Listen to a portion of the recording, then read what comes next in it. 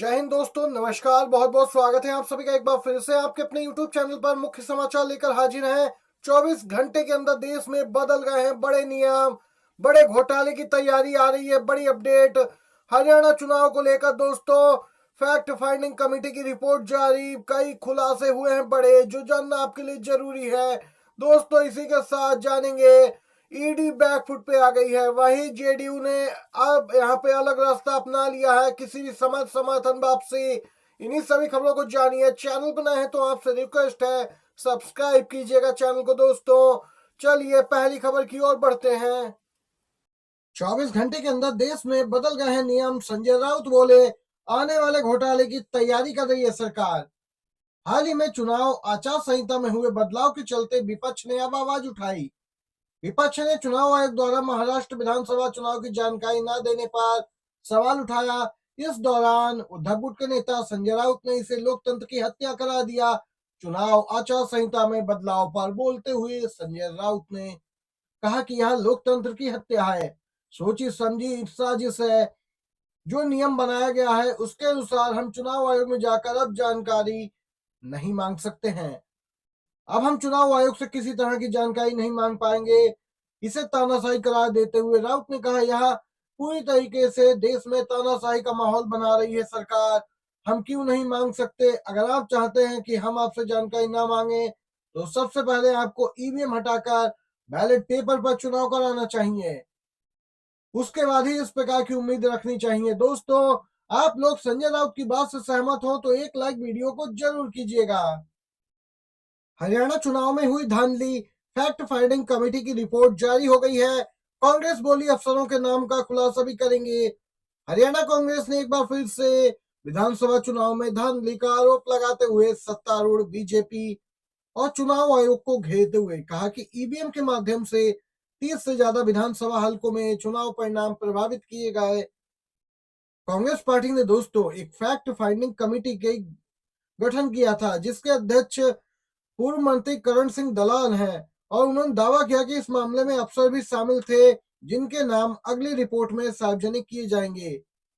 चंडीगढ़ स्थित मुख्यालय में विधायक और पूर्व मंत्री अशोक अरोड़ा के साथ रिपोर्ट का पहला पार्ट जारी करते हुए करण सिंह दलाल ने कहा कि 8 अक्टूबर को चुनाव परिणाम घोषित होने के समय कई तरह की गड़बड़ियां की गईं। आज तक भी चुनाव आयोग की साइट पर यह साफ नहीं है कि किस प्रत्याशी को कितने वोट मिले थे।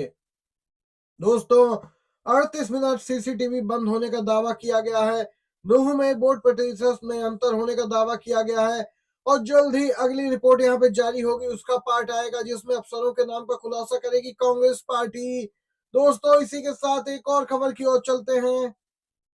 सुप्रीम कोर्ट के पूर्व न्यायाधीश जस्टिस वी रामा सुब्रमण्यम बने एनएचआरसी के अध्यक्ष। इस नाम पे दोस्तों लगी मोहर। आपको बताते चले, पूर्व सीजीआई चंद्रचूड़ का नाम चल रहा था, लेकिन लगातार विवादों में घिरते जा रहे थे पूर्व सीजीआई।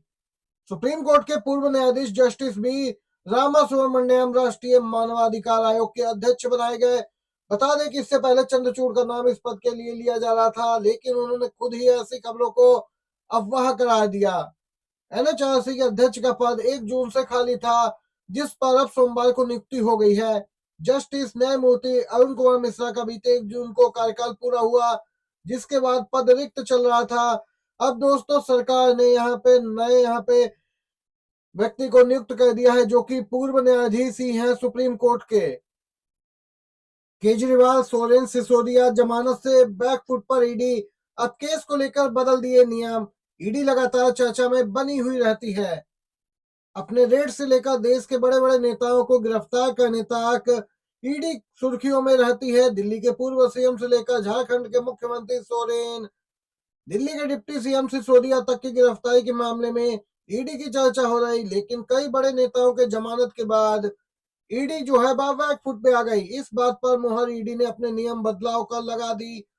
रिपोर्ट के अनुसार ईडी ने अपने कुछ हाई प्रोफाइल मनी लॉन्ड्रिंग मामलों में अदालत में पहुंचने के बाद यह निर्णय लिया कि वह केवल आपराधिक साजिश को ही यहाँ पे अपराध के रूप में नहीं मानेगी, जिसके आधार पर ऐसे मामले दर्ज किए जाते हैं। इसमें उस साजिश से संबंधित पीएमएलए के तहत अपराध को भी शामिल किया जाएगा। दोस्तों, ईडी बीते समय से कई बार सुप्रीम कोर्ट और हाई कोर्ट से फटकार खा चुकी है, और यहां तक कि उसके द्वारा की गई गिरफ्तारियों को कोर्ट ने गलत भी बताया है। तो जमानत दी गई इन राजनेताओं को, जिसको लेकर ईडी पर लगातार दबाव बन रहा था। जेडीयू किसी भी समय बीजेपी से ले सकती है समर्थन वापस। सीएम नीतीश की प्रगति यात्रा से बीजेपी की दूरी। ऐसा लग रहा है जेडीयू का कार्यक्रम हो, कोई खेल चल रहा है। जी हां, सीएम नीतीश कुमार प्रगति यात्रा निकाल रहे हैं, जिसकी शुरुआत बीते सोमवार को हो गई। नीतीश कुमार अपने सहयोगी मंत्री विजय चौधरी के साथ यात्रा पर निकले हैं। सीएम हाउस से नीतीश कुमार सीधे पटना एयरपोर्ट पहुंचे। हवाई अड्डे पर नीतीश कुमार के स्वागत की जबरदस्त तैयारी थी। लेकिन दोस्तों, यहाँ पर जेडीयू नेता ही दिखे, एनडीए के और दलों के नेता कहीं नहीं दिखे। प्रगति यात्रा की तस्वीर से जेडीयू भाजपा के रिश्तों में आई कड़वाहट साफ तौर पर दिखाई दे रही है। जी हाँ दोस्तों, आपको बताते चले, प्रगति यात्रा से भाजपा ने दूरी बना ली है। बीजेपी के कोई भी मंत्री, यहां तक कि दोनों डिप्टी सीएम भी इस यात्रा में शामिल नहीं है। बीते समय जेडीयू और बीजेपी नेताओं के वार पलटवार के चलते यहाँ पे तल्खियां बढ़ गई हैं। केंद्र सरकार जेडीयू की बदौलत ही टिकी है। दोस्तों, समर्थन वापसी को लेकर भी किसी भी समय जेडीयू ऐलान कर सकती है। नीतीश कुमार किसी भी समय बदल सकते हैं पाला। आरजेडी ने भी इस प्रकार के दावों की पुष्टि की है। केंद्र का चुनाव नियमों में बदलाव, खड़गे बोले चुनाव आयोग की अखंडता खत्म करने की है साजिश। कांग्रेस अध्यक्ष खड़गे ने मोदी सरकार पर एक बार फिर चुनाव की पारदर्शिता को कम करने का बड़ा आरोप लगा दिया। खड़गे का कहना है कि सरकार ने सीसीटीवी कैमरा और वेबकास्टिंग के जो फुटेज है उन्हें साझा करने से इनकार कर दिया, नियमों में बदलाव किए। जैसे यहाँ पे दोस्तों पूरा घोटाला किया जाने की तैयारी हो। कांग्रेस अध्यक्ष ने आरोप लगाया कि यह बदलाव ऐसे ही नहीं, सोची समझी साजिश के तहत किया गया है। यह चुनाव आयोग की संस्थागत अखंडता को समाप्त करने की मोदी सरकार की व्यवस्थित साजिश का हिस्सा है। खड़गे ने मोदी सरकार पर आरोप लगाया कि चुनाव आयोग की ईमानदारी और संवैधानिकता को जानबूझकर यह सरकार कम कर रही है, जो संविधान और लोकतंत्र पर सीधा हमला है। हटानी चाहिए ईवीएम, लेकिन बाकी नियमों में बदलाव हो रहा है। बैलेट पेपर से चुनाव कराने की बात करो तो ये लोग चुप्पी साध लेते हैं, कहना है मल्लिकार्जुन खड़गे का। दोस्तों, ताजा अपडेट आ रही है, भाजपा युवाओं को नौकरी तो दे नहीं सकती है। और इस पूरे मामले पर वायनाड सांसद प्रियंका गांधी का आया जोरदार बयान। बोली है, भाजपा युवाओं को नौकरी देने में विफल रही है, लेकिन परीक्षा फॉर्म भरने पर 18% जीएसटी वसूल जरूर रही है। और जीएसटी वसूल कर युवाओं के जख्मों पर नमक छिड़क रही है ये सरकार।